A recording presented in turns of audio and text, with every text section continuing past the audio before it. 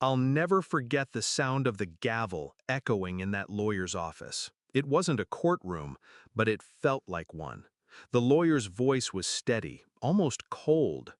Your grandparents left everything to you. Sole heir. $26 million. The estate, the businesses, the house. Silence. Then the sharp inhale from my mother.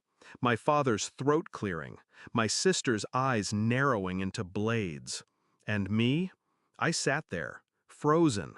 Not from fear, from clarity. I knew in that moment they would hate me for it.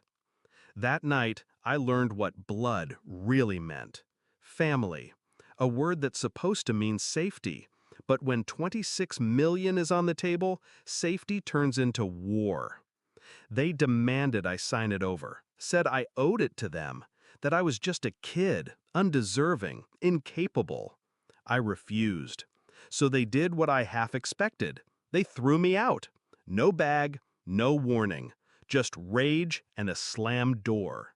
I stood on the street with nothing but the keys to my grandparents' house, and for the first time, I felt more like their child than my parents. The house was quiet. Too quiet. Every corner smelled like them. My grandmother's lavender, my grandfather's old cigars. And underneath it all, a weight. Their absence was everywhere. But I wasn't alone. Not really.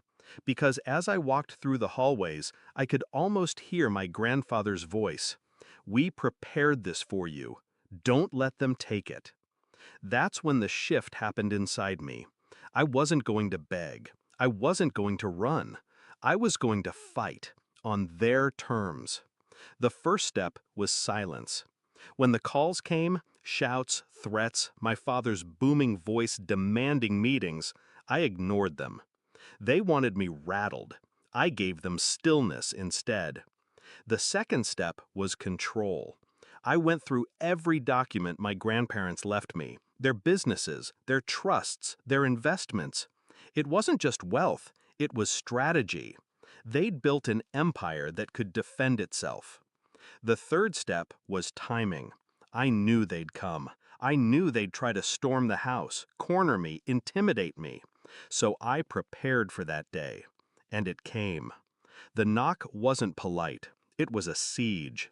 3 of them on the porch, my parents, my sister, faces twisted with entitlement and rage. "Open up," my father barked. When I didn't move, he slammed his fist against the door. "You don't deserve that house, that money. You hand it over now or we'll—" I opened the door. Calm, no fear. And I wasn't alone.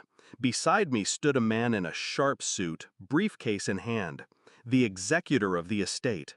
The lawyer they thought was finished with me. But he wasn't alone either. 2 more figures stood just behind him. Security. My security now.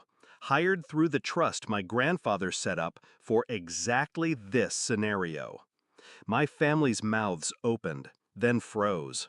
They weren't looking at me anymore. They were staring at the wall of law and power at my side.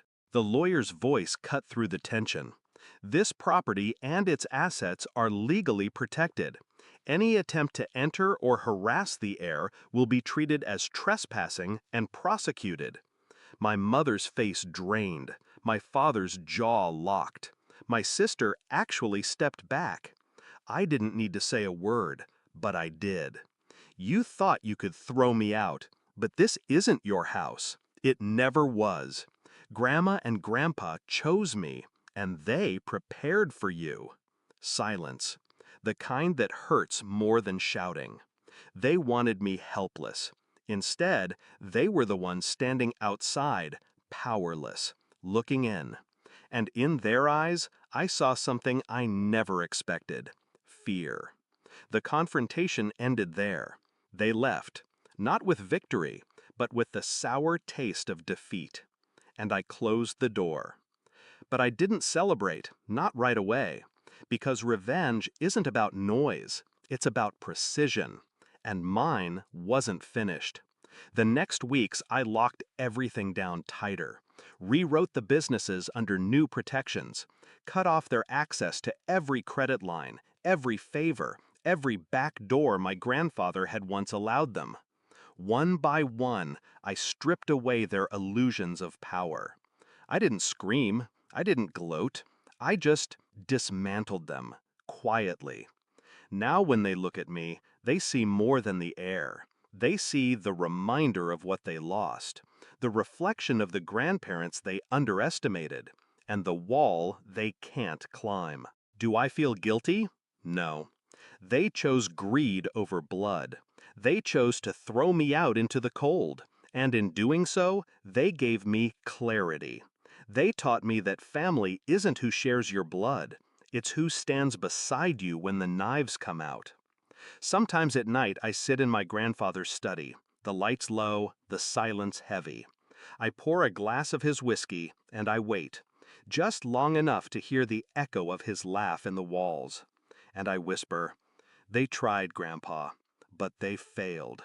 You built this for me, and I'll never let them take it." That's not grief speaking. It's promise. It's vengeance carried to completion. Because the truth is simple.